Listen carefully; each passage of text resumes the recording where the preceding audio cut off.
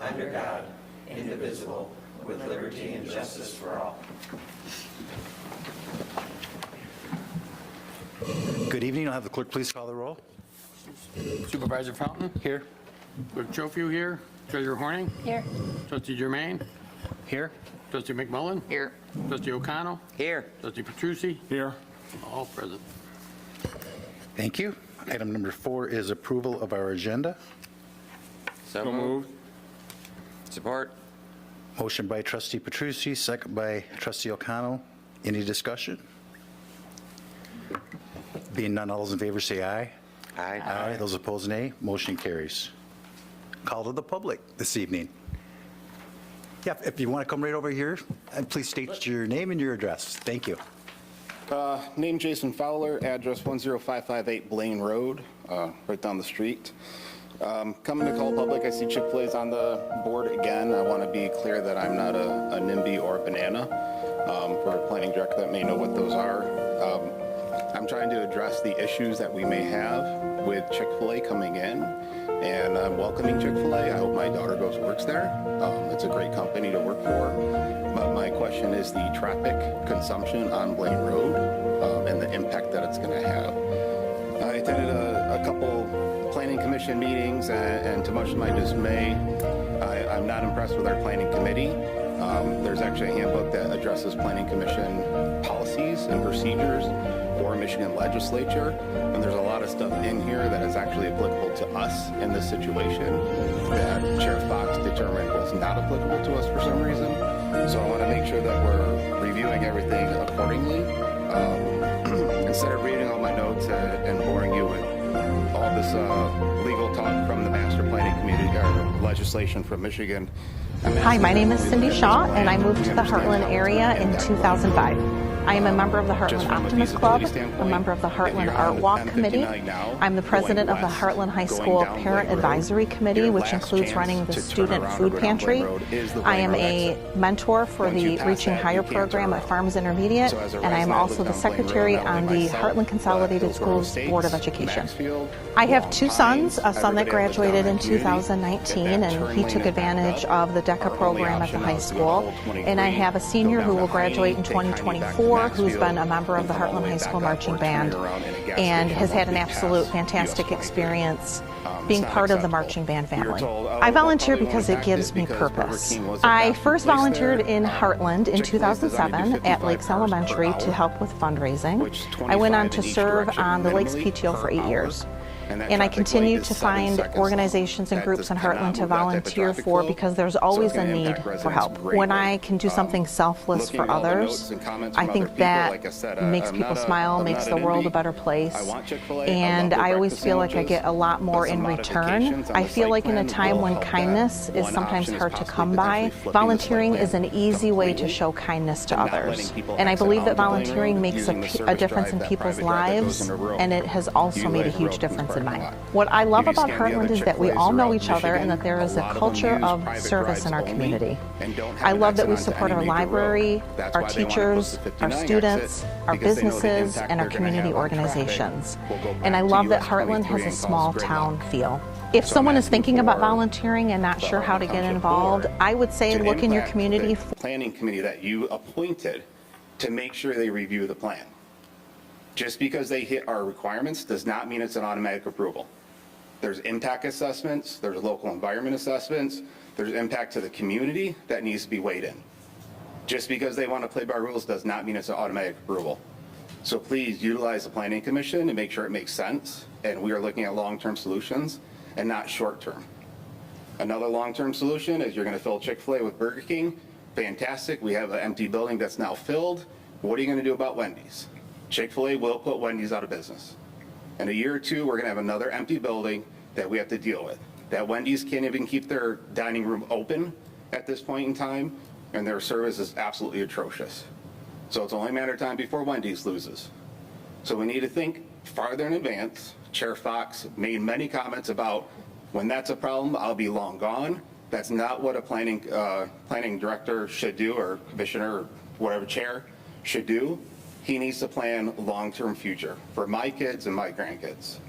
So please, when you're considering this, look at a bigger impact. We can deny it if it's not beneficial to the citizens, and the only benefit is filling an empty Burger King building.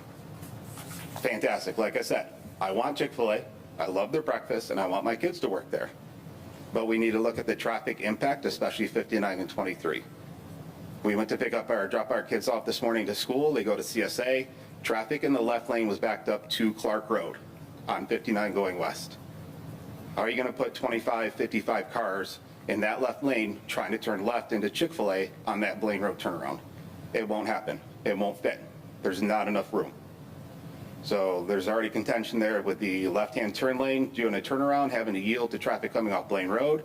That doesn't happen. I see a lot of accidents potentially every morning. So MDOT has to be pulled in to establish what has to happen at that intersection. That intersection needs to be reviewed, and it needs to be reviewed with Chick-fil-A traffic, not fast food traffic. And we need to make sure that we're looking at that in advance to make sure we understand what implications we're having. That's it. Thank you. Thank you.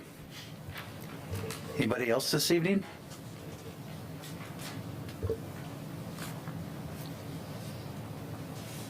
Good evening. My name is Chuck Hilger, and I've been a resident here in Heartland Township for 8 years, my wife and I. And I listened very carefully what Jason said. I agree 100% with everything he said, and I think there is a responsibility here of the Township Board to really look at traffic impact.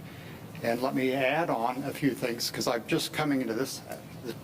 The ship has already left the dock on Redwood, but if you look at the standards of which MDOT has for traffic, which I went through the guidance, geometric guidance, the tables, didn't make a lot of sense, but it just said the reference refer to the ITS, the Institute of Traffic Engineers. So I went to their guidelines, and they said, well, very specific, if it's a apartment, 6.5 trips per day, okay? So let's just take 278 times 6.5, that's 1,800. Assume half of them go east, half go west. You're adding another 900 trips through that 59 Blaine intersection that Jason just described. So now we have Redwood, ships left the dock. And by the way, I tried to go through, and Troy spent very nice, spent some time with me trying to review this because I'm coming up to speed. I tried to go through the notes. I've never seen a formal traffic study done on that intersection. We don't even know what the baseline is. So I would ask all of you to spend some time during morning and evening rush hour through that intersection. Personally, some things happened to me a year and a half ago. I changed, or now 2 years, I changed jobs. Well, that company that I changed, it wasn't clear, had a work from office. So I was going to Novi every day. That basically led to an early retirement for me. So it's just insane. That morning and evening traffic. Oh, add in a school district. I would probably survey every bus driver that has to take a bus through that intersection. I'm sure they need their coffee afterwards. So that's my request. Follow up with everything Jason requested, but reinforce this planning, that traffic study and impact be part of the overall strategy here. That's my request. Okay, thank you. Thank you. Anybody else this evening? Being none, we'll move on to item number 6, which is approval of our consent agenda. So moved. Support. Motion by Treasurer Horning, second by Trustee Germain. Any questions? Being none, all those in favor say aye. Aye. Those opposed, nay. Motion carries. We have 3 items this evening on pending and new business. The first one is Site Plan 24-010, a redevelopment of a site proposed restaurant with a drive-through, and this is going to be Chick-fil-A. It's PD concept plan at 10382 Highland Road. We do have our planner here this evening, Troy Langer. Is there anybody here this evening? Leslie. Oh, would you like to come up, please? Welcome. Oh, you can sit down over, you can sit down over here. No, right here. Yeah, there you go. And your name is?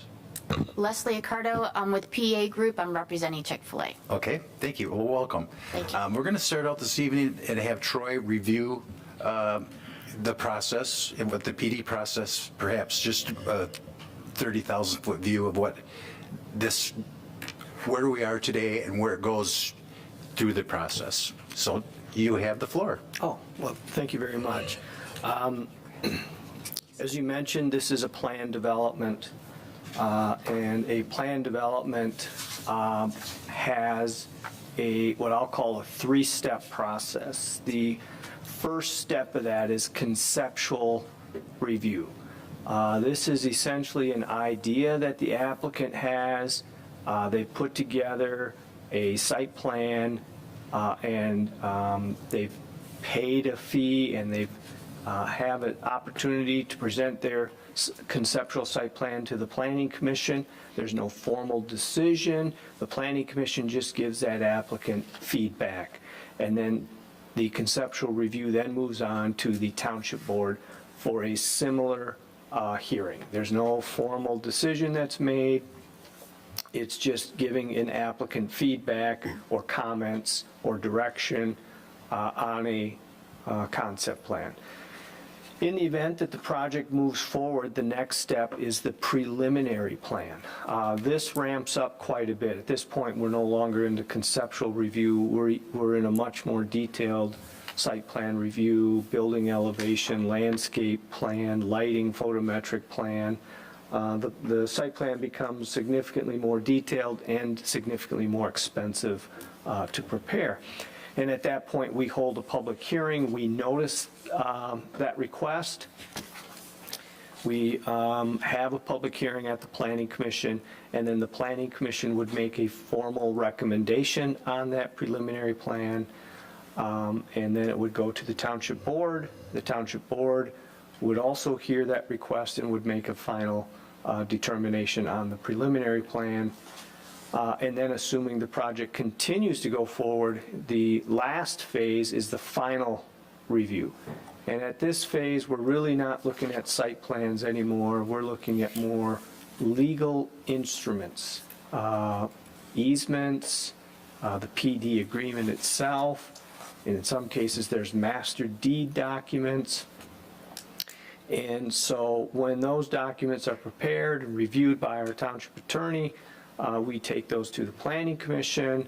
The Planning Commission provides a recommendation on that, and then it goes to our Township Board, and then the board reviews the Planning Commission's recommendation. Then also the property is actually then rezoned from whatever it is to PD. So that's the three-step process for any plan development. This particular plan development is in that conceptual phase. It was at the Planning Commission October 10th, so now it is in front of the board. So we're at the very early stages of this plan. And when this was discussed at the Planning Commission on October 10th, we did have a lot of residents there that had an opportunity to speak on the project. And we certainly have taken a lot of notes on those comments, but the goal is to just take that plan and bring it to the Township Board and let the Township Board have their comments, and we'll assess all of those comments at that time and probably meet with the applicant after that. This particular project, as was mentioned, is a proposed Chick-fil-A restaurant at the southeast corner of Blaine Road and M59. The applicant is proposing to tear down the existing building and redevelop that site with a new building in a different location. The building is a little bit larger than the current Burger King. There are 2 drive-through lanes that would be proposed on the site. There's some outdoor seating on the site as well. and they are closing the access point to M59. That's a quick overview of the plan. I'd certainly be able to, I'd be willing to answer any questions on the plan. As far as the other general process and how plan developments go, we work with a lot of different governmental agencies, Livingston County Drain Commissioner's Office, the Great Lakes and Environment and Energy Department with the state of Michigan, commonly called EGLE, MDOT, as well as the County Building Department, County Health Department, County Road Commission. Some of those agencies aren't involved until later on in the process, but certainly we have reached out to MDOT and the County Road Commission with this concept plan as part of that. So that's in a sense the process. I've kind of given a quick overview of the project and kind of talked a little bit of how we work with other agencies, and I'd be happy to answer any questions you might have, if there's any.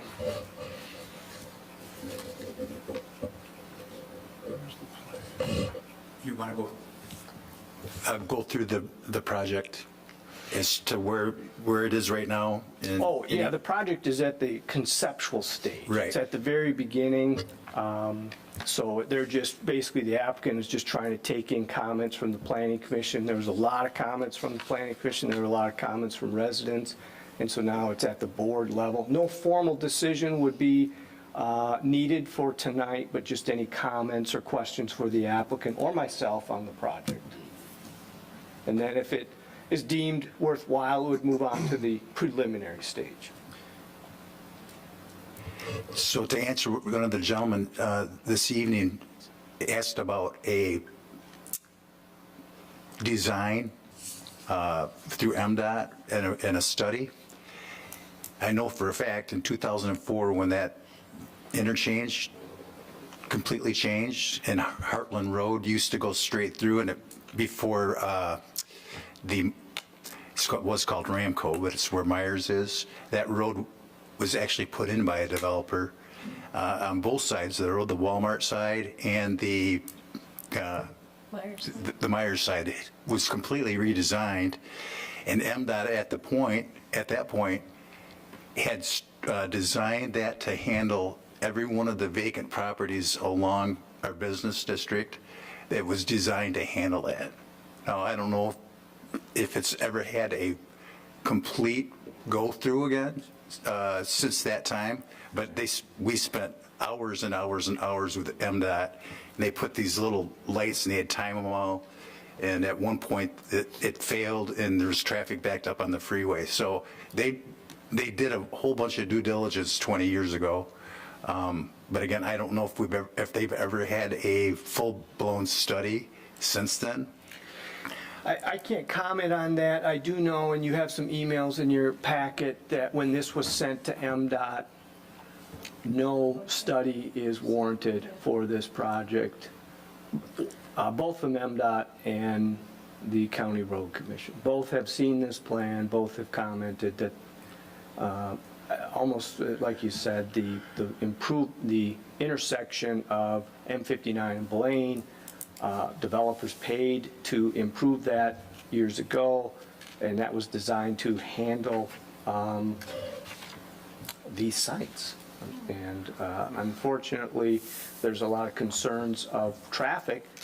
Nonetheless, we're still going to look at that. We're going to still see what we can't do to mitigate or minimize, but right now, the Road Commission and MDOT have said no traffic study is needed. And you have those emails in your packet from them. Troy, I have a question.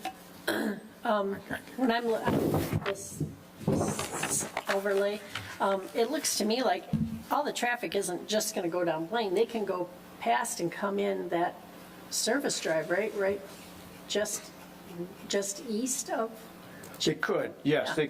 They could drive, if you're talking traffic on M59 Yeah, going eastbound, you could drive past Chick-fil-A. And come There's in. a drive that goes south that would be, there's a BP gas station that would be Yeah. just slightly further east. You could come, kind of circle back into it, yes.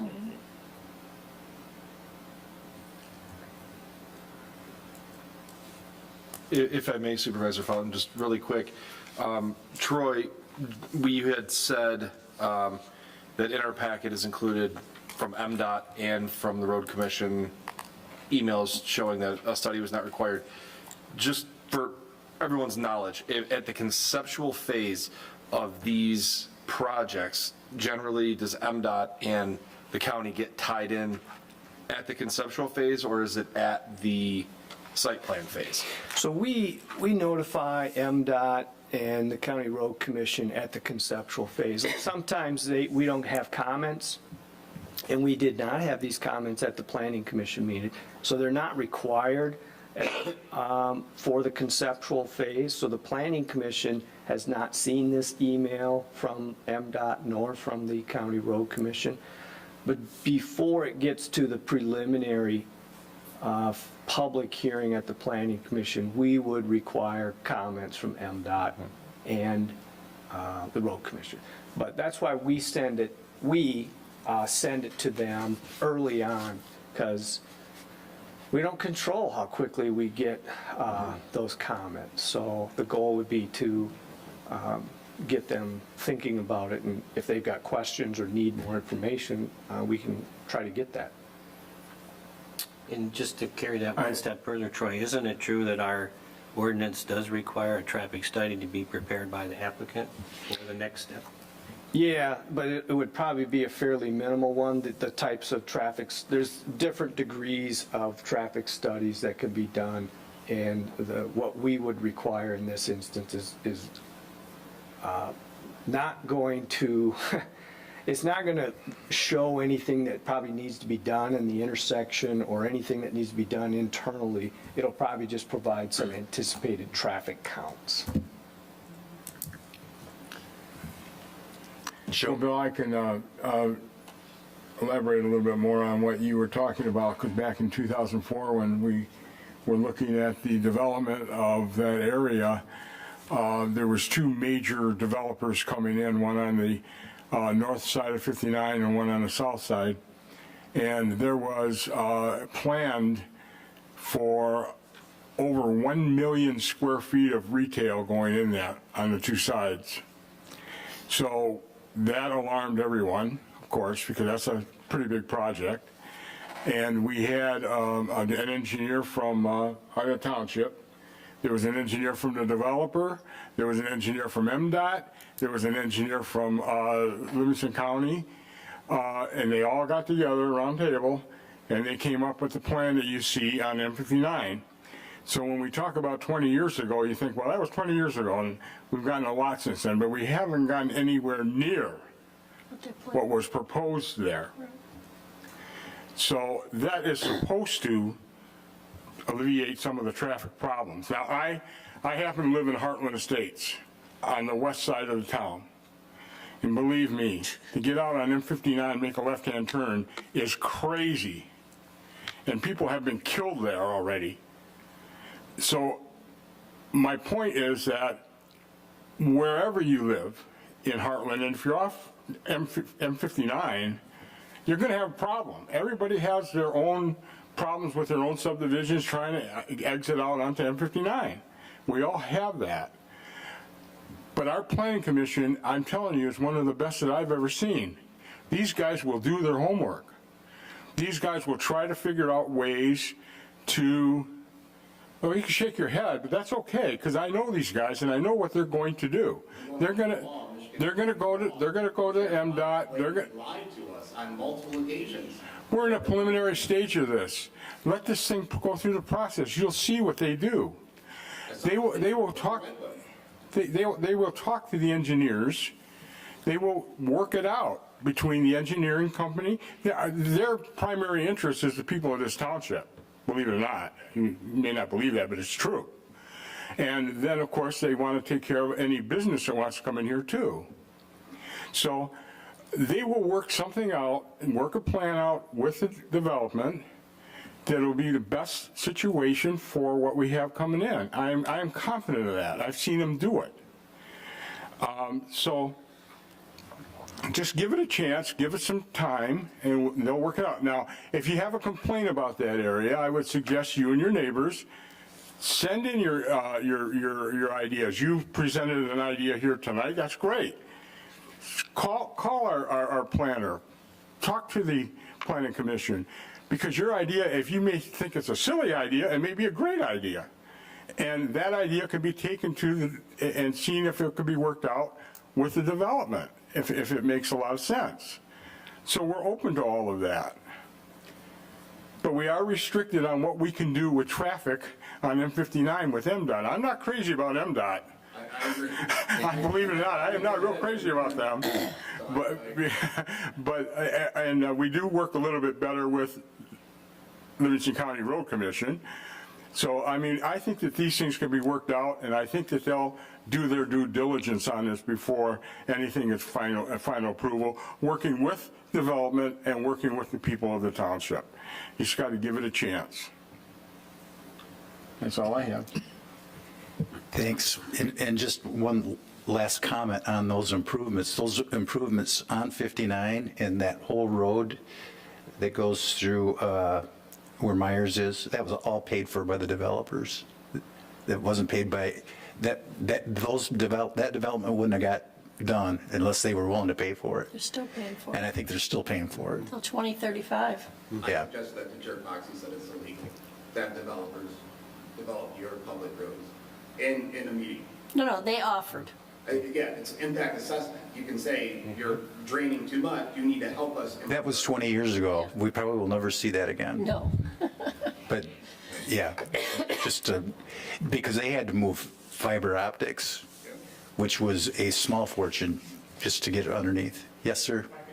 Well, we usually don't have too many comments, but go ahead. What's the question?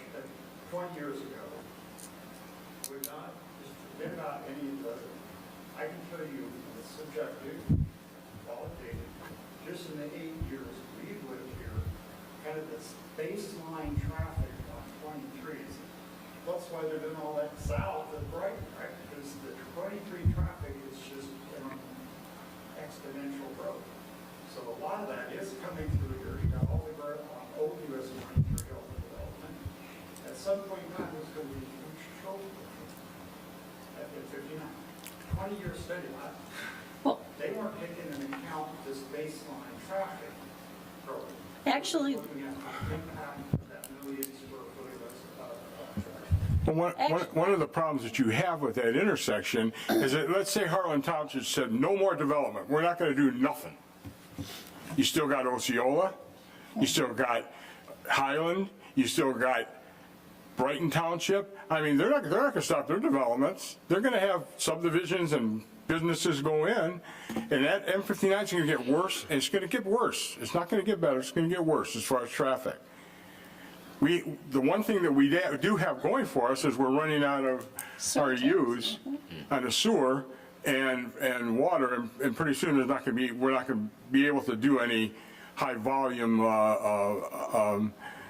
development over there because we're going to be out of sewer and water RUs for that area. So that's one thing we have going, but right now we have that available. There's not much left. There was going to be other business, regardless if Chick-fil-A comes or not, somebody's going to come there. That's a prime corner. The only way you're going to stop it is buy the property. That's the only way. Because I don't want to stop there. I want to make accommodation for the traffic. Okay, let's keep moving forward. We understand that traffic is. We understand the problem. Believe me, we do. There may be some ways that the planning commission, planners and so forth can work it out where they can direct some of the traffic so it goes more to the west or east and go out the light over down by McDonald's. And maybe it can be done. I don't know. They're working on that now. They're quite aware of the problem. And we are too. So let's go through the process and see what we can do. Troy, I have just a comment. Can you make that screen a little bit bigger, or you can't? Bigger? To do it over here. That ring road that goes around Rural King, yeah, you can kind of see where that. I've never really understood how that got built the way it did. It's kind of I don't know, it doesn't flow very well. Nice. But there is an opportunity to massage that as an access or a leaving point adjacent to this parcel. And now would be the time to take a look at that and maybe move that, I'm just throwing out an idea, but maybe move that left turn lane farther to the south. And maybe not all the way, but go farther south and tie into that ring road. So I'm not saying that's right or wrong. Yeah. And then one gentleman did say if you flipped it. So again, if you encourage people when they're leaving to come out and get on that little service drive, that's going to give a lot of relief to Blaine Road. So that Rural King Drive, you kind of see the northern edge of it there. Yep. That's not their property. So But all I'm suggesting is that unless there's not a lot of traffic in that huge parking lot that Walmart wanted a parking lot that big. That wasn't our asking, it was Walmart's, because they wanted to have enough to park all those cars on Thanksgiving. I think that's the way things used to be. I don't think that's ever going to come back the way it was, but that's why that parking lot is so big. But if there was a way to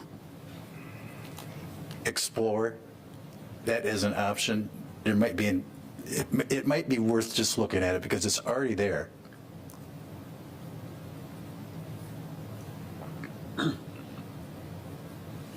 Are you thinking maybe, are you I know it's an idea, and that's good. We have ideas, let's get them out. Of not using that driveway there that they're proposing, and maybe widen that driveway on the south side where it says 25 feet. Maybe if you made that double that, and put a little boulevard in it, in and out, and then they would come out onto the road by Rural King, and they have to go all the way down farther south to get out on Blaine Road, or go to the light over by McDonald's. So that might be a possibility. I mean, this is the kind of things we need to talk about and work it out. And I think that it could be worked out relatively inexpensively for the developer, as well as making it better for the community.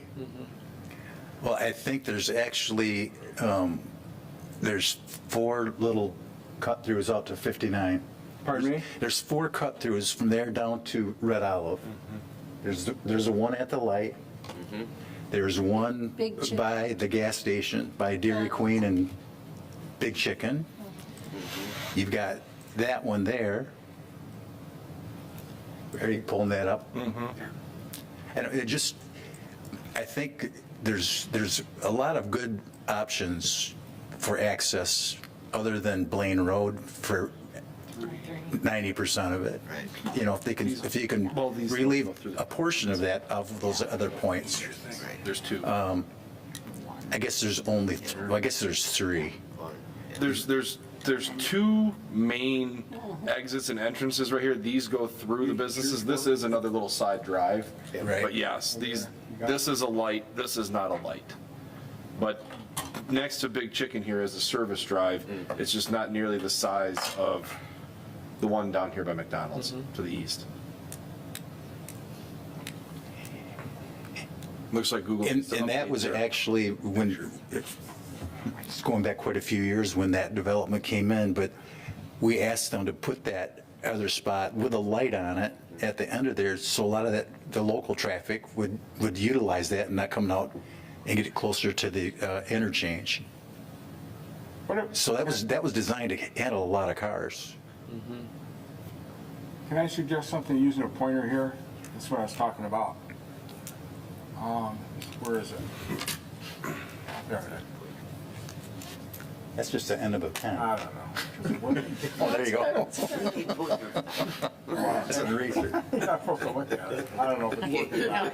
But the driveway that they're proposing on Blaine Road,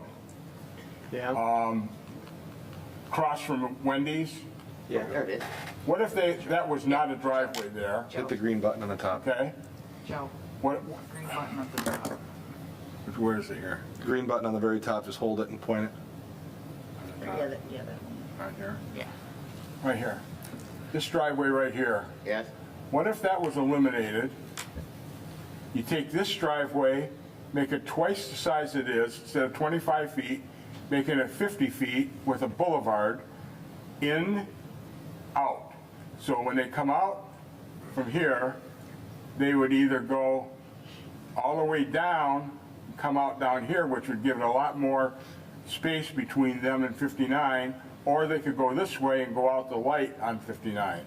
I think that if you use some directional signage for Chick-fil-A, and put one here, people will come to use this driveway to come in, come around, and go in and go around it, come back out.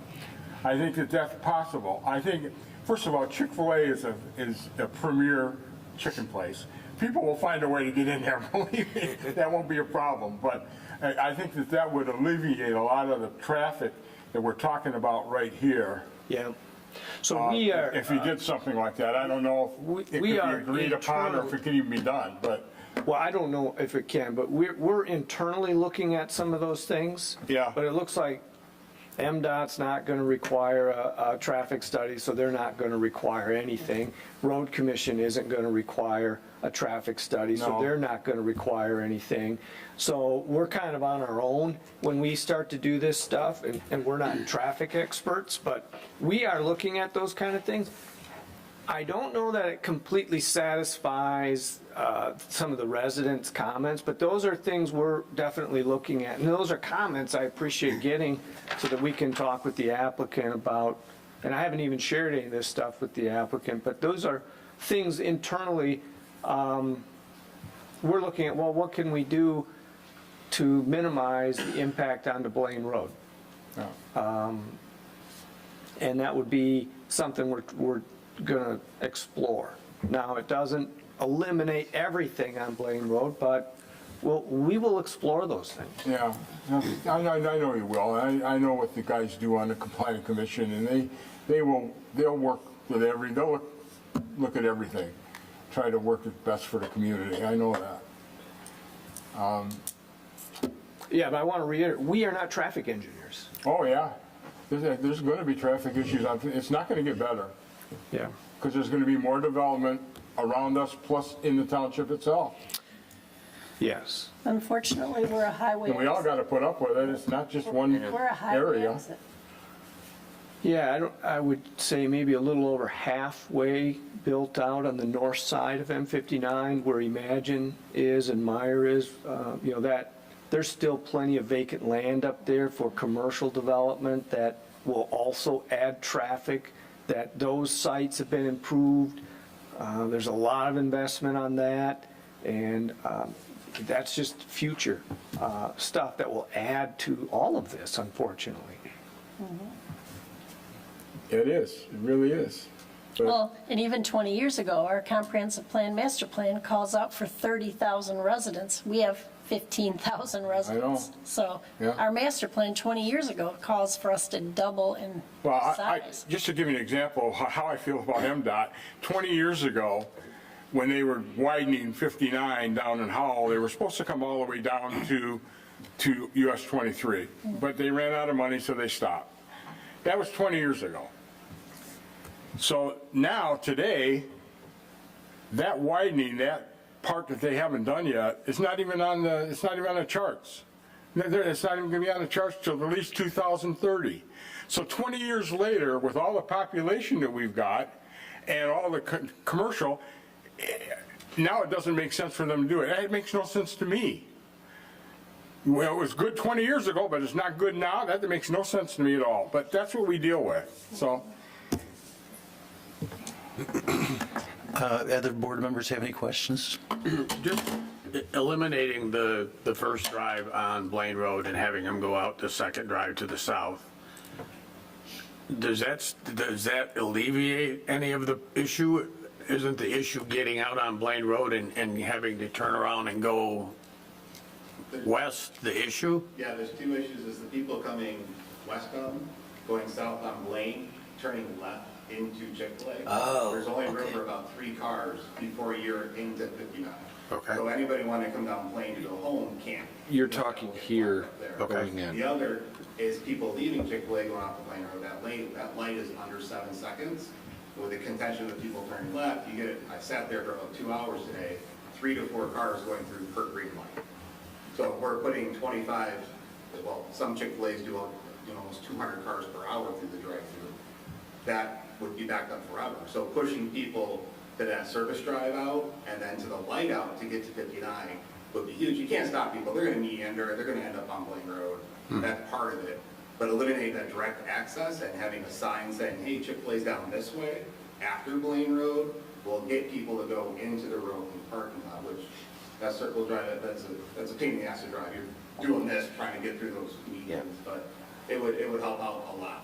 And that's the goal, is to not use Blaine as the main entrance. And you're coming east, or you're going east, you see Chick-fil-A, you're going to turn down Blaine because you see Chick-fil-A. If there's a sign past it and there's no entrance there, people will come all the way down to Roking, turn into Roking to come up to Chick-fil-A, so it'll alleviate that intersection. So people that are coming and going won't have so much congestion right there. Yeah, and if he indicated that there was directional signs past the Getting people afterwards. Chick-fil-A, then that would be the main entrance, if you could get people to do that. And then if you close that, they have to go up Roking, that gives plenty of left-hand turn lane for people to turn into Roking parking lot, meander and get to Chick-fil-A, as opposed to, it's just too close to the 59 intersection. Yeah. For people to turn. Because the traffic going westbound it's going to back up just because of the not having a boulevard all the way through Howell. I mean, that's really what you need. Right. And I guess my idea is with the light, but it's MDOT. So I'll gladly share it with Troy afterwards, and maybe we can get MDOT to change that light and give us a turn signal, a turn arrow, and a flashing yellow to get that traffic through there a little faster. It will be a minor modification for MDOT to take a look at that. And I'm meeting with Road Commission next Thursday. I'll talk to them about that, because 20 years ago, we didn't have Dillsboro Estates, we didn't have Lancers, we didn't have Long Pines. None of those communities were built at the end of Blaine Road 20 years ago. So I think Maybe there's a way they can change the timing on that light too, to allow more right turns to get, and more left turns to get back in to go home. Maybe they can change that timing a little bit too. Those are all things that need to be discussed. So just really quickly to clarify, because I don't want to kind of keep going through it, but correct. There are things that can be done to that light. I can tell you, Troy and I think probably on the same page with this, that should it be an addition of a turn signal, if it needs to be reprogrammed of some kind for that light, they will more than likely turn that back on the developer. They will not, MDOT won't do it. They will turn it back on the developer for the cost as something that they, if MDOT is saying no traffic studies required, and unfortunately this is kind of the nature of the beast with it. If they're saying no traffic studies required, they don't want to do anything with it. And agreed, I'm agreeing with everything everyone is saying right now. Just be prepared for that it may be MDOT coming back to say, yes, you can do that. You can reprogram the light. You can add a left or a right turn signal, something like that. It will just, the cost will fall on the developer, not on MDOT. Yeah, I'm not sure MDOT would even, we would even do that. Since there's no traffic study, I'm not sure MDOT, even if the developer said we want to install a new traffic light, I'm not sure MDOT would even permit it. Yeah.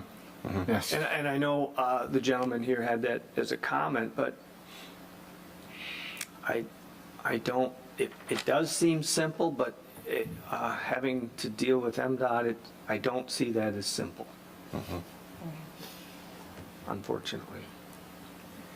I have to look So at MDOT, back to the ring road itself, is that all owned by that?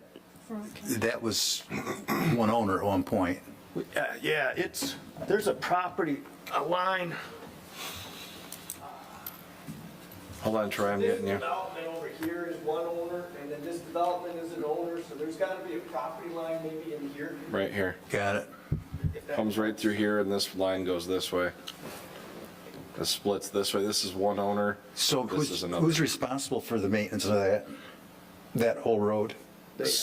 It's a split. So it just so happens the owner of this property owns this property and this property. Right. So the road itself would be an agreement between the owner of this property, sorry, I missed the thing here, this property, and more than likely these, as they share access to that road. Yeah. Well, it was obviously intentional at one point when that went in, and I don't recall, but they connected the Burger King, the old Burger King lot to that ring road. Yeah. And it's not on their property. It's not on Burger King property. It's not on Burger King, yep. Yeah.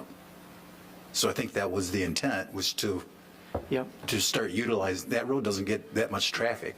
But I think that's a way to disperse. Yeah. It was designed for traffic coming up Blaine. Instead of going to the intersection, they could come in and come around over here. So they I didn't don't know have how to many go to use it. 59, they could go, take the ring road. Right. Yeah, but I don't know how many use it. It would be a It's there, bypass. but that doesn't mean everyone uses it. I do. It would be the intention of bypass of coming through here, being able to jump in, come all the way through and go out as opposed to hitting this intersection. But I can't make, you can't always make people use that, but, and that predates me, so I wasn't involved in a lot of the detailed conversations, but. I have a couple questions, if I may. I understand you're here representing Chick-fil-A, correct? Yes. The restaurant that's proposed in Heartland, would that be classified as a very small Chick-fil-A, a medium-sized, or a large one? This is a kind of a typical size of the ones that we've been doing in Michigan. So they really only have a couple different prototypes, and they're actually the same size. And in terms of the ability to fit the parking lot and the drive-through lanes and the dumpsters and everything else, is the lot that's proposed here at this intersection too tight or just right? Oversized. Yeah, so the sketch that was provided, you'll notice it says sketch K. So this wasn't the first one we did. There's been multiple iterations of the plans as we've looked at all kinds of different options. We've tried the building in different spots, the drive-through in different spots. We flipped it around. So it's been through a whole bunch of different iterations at this point. And this is the layout that we believe flows the best.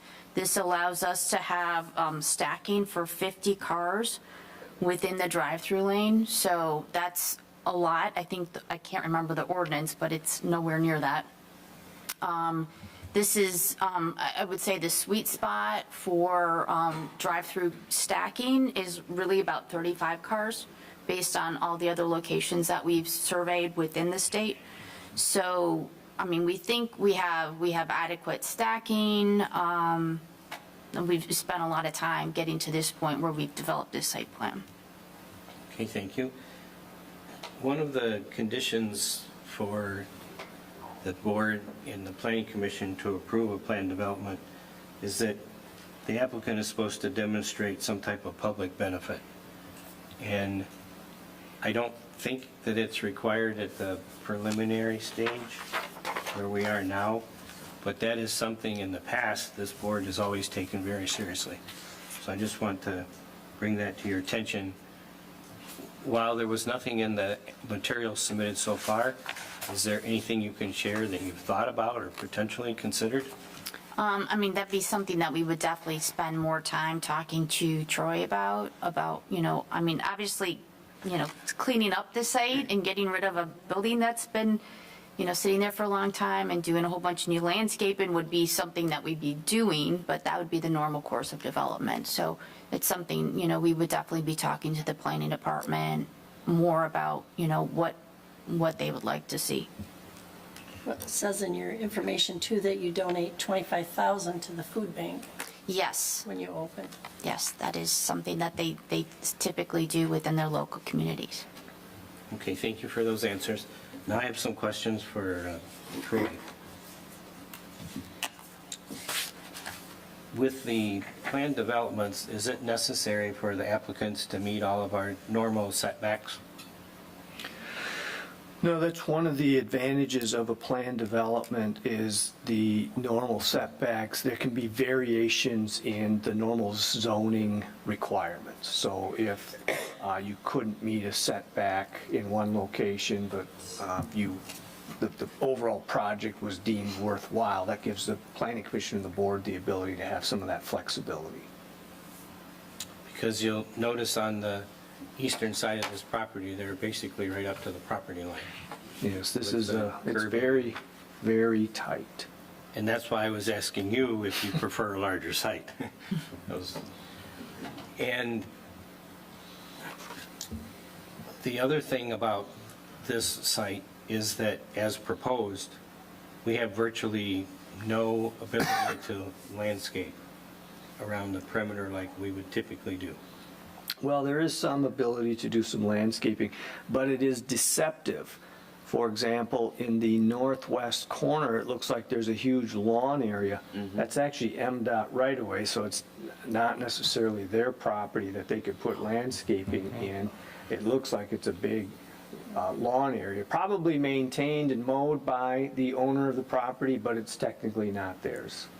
So there is a little deception when you look at the property, the way it lays on here, and a good chunk of the landscaping to the south is on the Rural King property as well. And this isn't super apparent on the plan, but there's actually like quite a bit of green space around the building. So like where we're showing the patio, that would actually be a smaller concrete area, and then would be landscaping all around it. On the other side of the building where we have a door, there'd be landscaping all around there as well. So I know it doesn't look like we have a ton, but there's actually quite a bit of green space. And so, Troy, my last question was about landscaping in general. Have we not recently, at the planning commission level, revised our landscaping ordinance? Yes. Has anyone taken the time to evaluate the entire complex, Rural King, and and even the adjacent Heartland Plaza shopping center, to see if we can reduce some landscaping? Because what's there is not maintained, and it's overgrown and looks bad in many cases. So there's a lot in this question. So yes, we have modified the landscape requirements. There was a lot of duplication and sometimes triplication of landscaping in some areas. So we kind of eliminated the duplication and triplication. If you're required to landscape, for example, along a road, and then you have a detention basin that's near the road, you have to have landscaping along the road, and then you have to have landscaping along the detention area. So in that area between the detention area and the road, you need landscaping for the road and landscaping for the detention. So that's like a duplicated, two separate landscape requirements. So we modified that to say in those areas, just one landscape area would be needed to comply. If that, I'm just kind of summarizing some of these changes. The other element we tackled was maintenance, because most of the commercial properties contract with a mowing service to mow through the summer. And most commercial properties contract with a landscape company to come out in the spring and take care of weeds and put fresh mulch in, and then that's the last time the landscape contractor visits the site until next spring.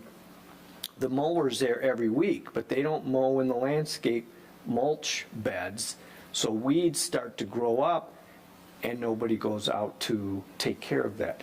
So we tried to minimize those areas where businesses have not had success in maintaining their landscape areas, so that if the mower's out and it gets a little weedy, it's just getting mowed down. And Rural King, which was formerly Walmart, had huge landscape beds and lots of mulch. And your question is, I'm kind of getting to your question, I hope, is could we go out and could we redo that? We try to work with businesses, and if they, as opposed to us coming up and knocking on the door and saying, we're here to make you spend lots of money on improving your landscaping, we try to work with them, and we offer suggestions. And we recently had someone over the summer visit our commercial sites to discuss landscaping and suggest some improvements they could make.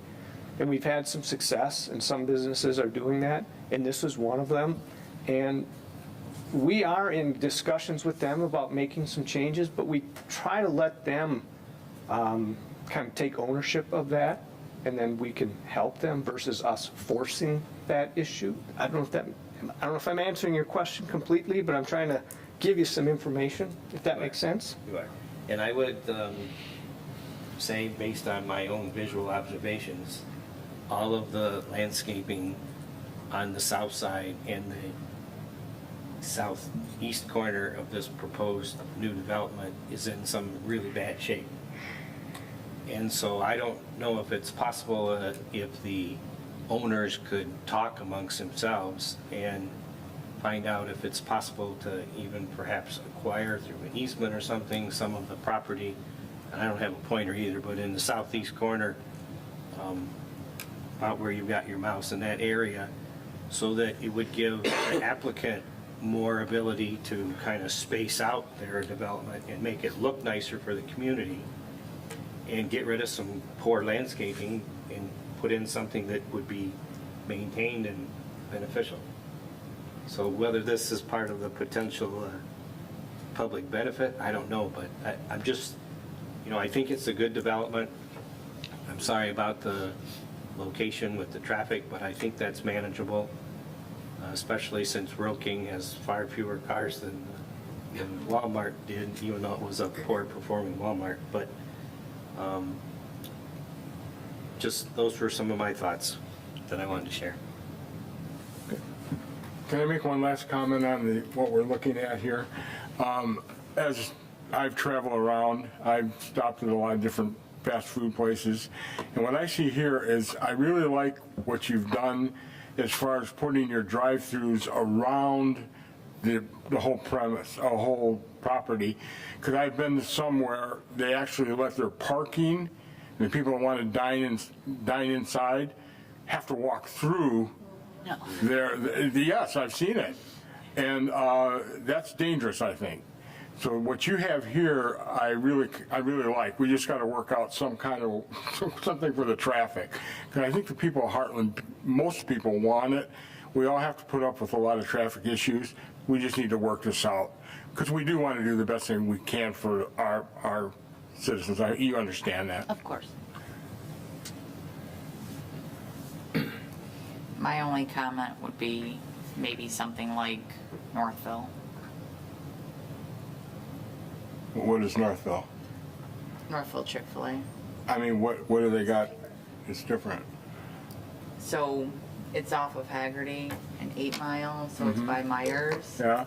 So it's Costco is on the east side of the street. Chick-fil-A, what is that? It used to be Babies R Us, and Kohl's were on the opposite side, so there's a light there, but you have to go in, and then there's the drive-through. Similar to this piece of property, you would drive through, and then, you'd entrance on one end, and then the exit was on the other side. Because it sort of has the same like entrance, and then you utilize the road that like Rural King or Kohl's, if they're still there. So they have a Myers and a Costco? Yeah, Myers, Costco. That's got to be a real zoo over there. Plus new apartments and everything, but yeah. I mean, that's just my thought of maybe reducing the traffic.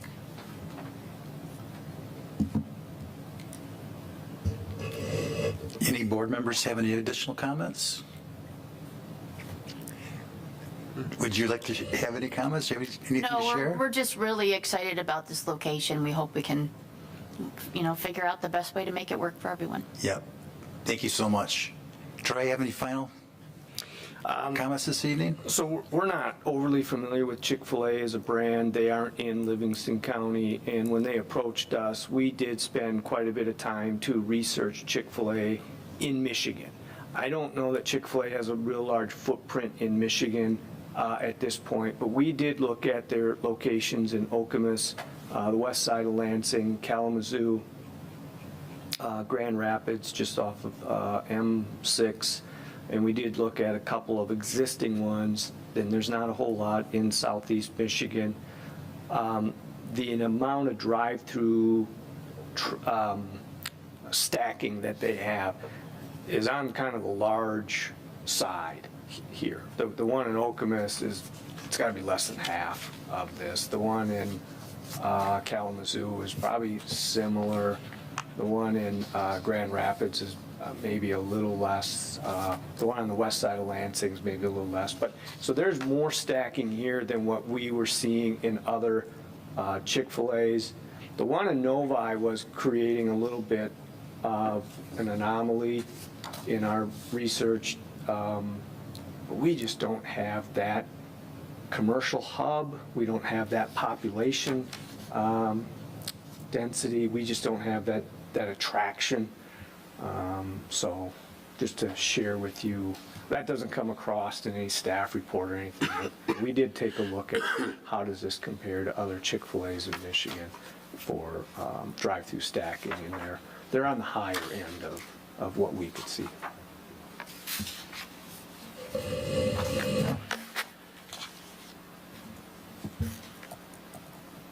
Thank you. Anybody else have any final comments? Well, thank you for your time this evening. Thank you very much. Appreciate all Yep. the feedback. Yep, thank you. Okay, let's move on to item 7B. It's to approve a 5-year Metro Act permit extension for AT&T. Last time I believe we did this was 2018? Yes, 19. 19? Yep.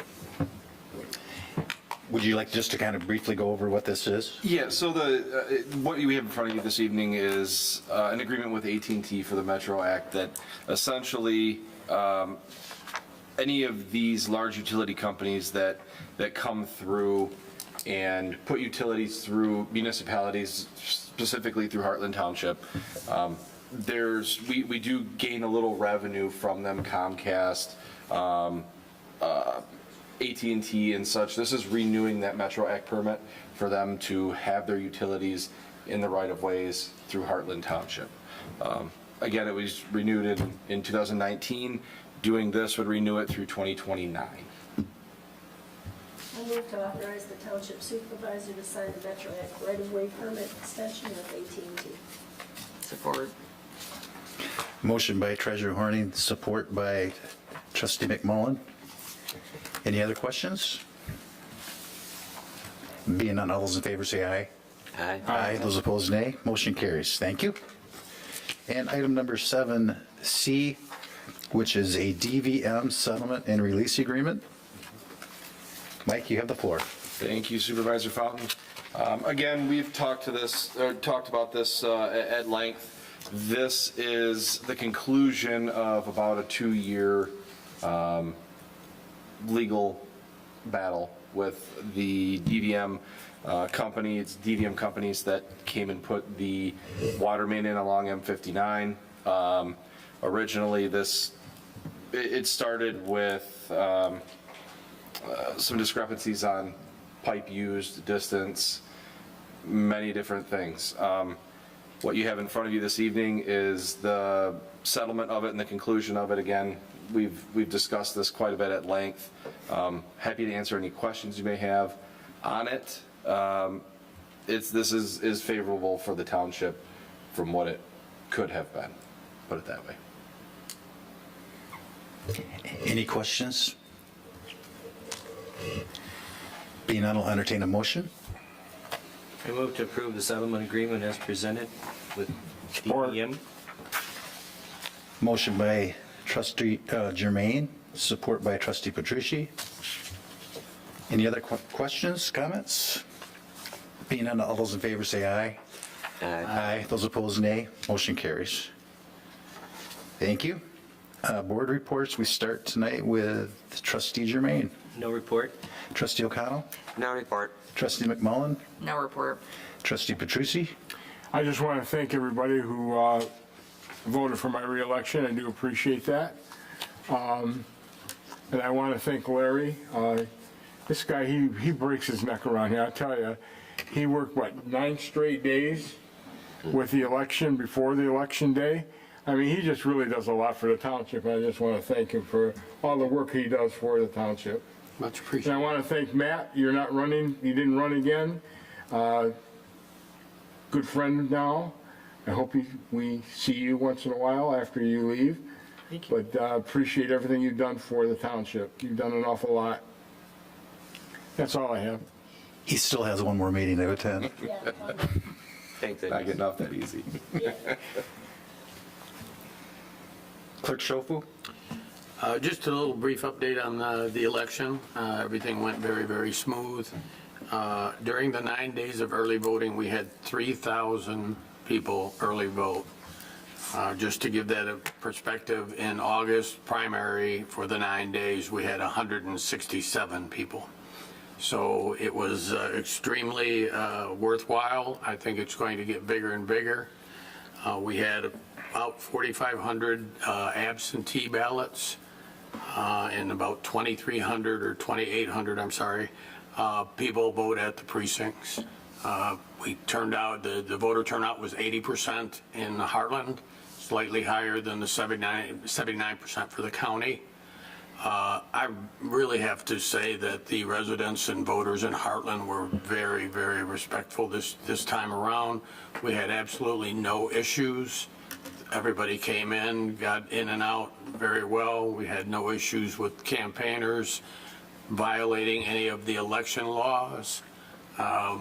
It just went very, very smoothly. I'd just like to thank all of the residents in this township. It's a great place to be.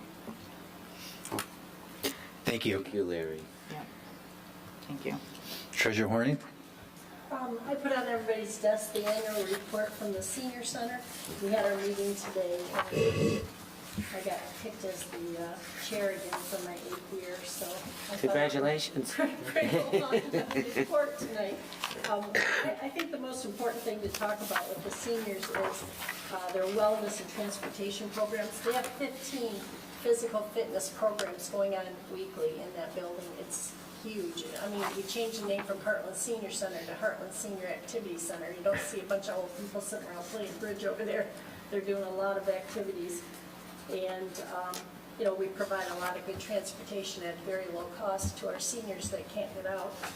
And as Matt won't be here, I'll have to advocate for him too. But I think the senior center has between 1,400 members. We're right now in the renewal process for the year. Over half of them are Heartland residents. So I would like to see in our budget possibly an increase for that and an increase for our teen center. So I'd like to have everybody consider that during budget time. Thank you. I have nothing further this evening. Any last comments? We will take a brief recess and we will go into our work session this evening, which is Fire Authority work session and the manager's report. So we'll take a brief recess. Are we going to move tonight? Yeah. I'm gonna run and grab Susan really quick. Okay, so, yeah, I'll go through manager's report with Susan.